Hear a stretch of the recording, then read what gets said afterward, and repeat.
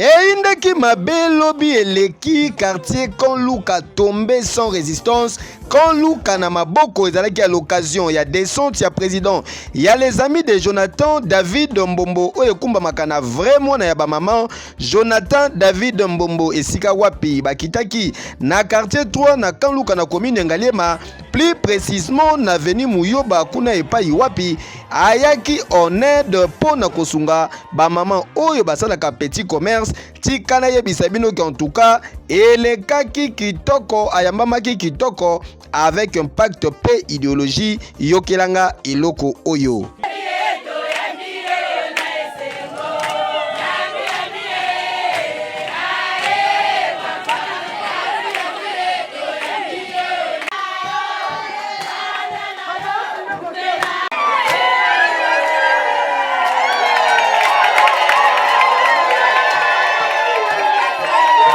Na kotika nyonso na maboko ya nkolo maman mami Kitondo Elisa asalaki prière ya kafu simande ezalaki tour ya ba membre ya les amis de Jonathan David Mbombo oyo basololaki na ba maman.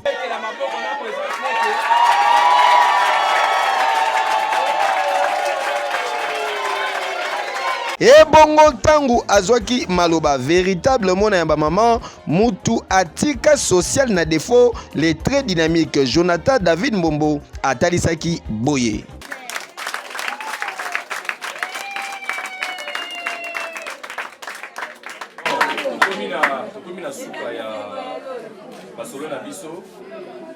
Alors, ndenge na lobaki na eki maboko pamba te na eki to bana na 1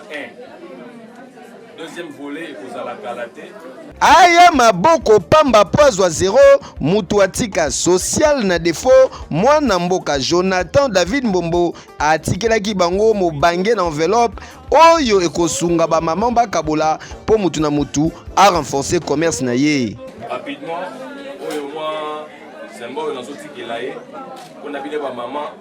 bobakisa mwa 1 franc na oyo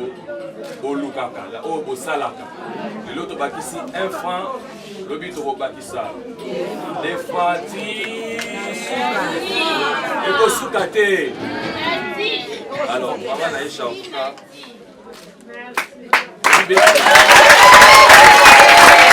ba mama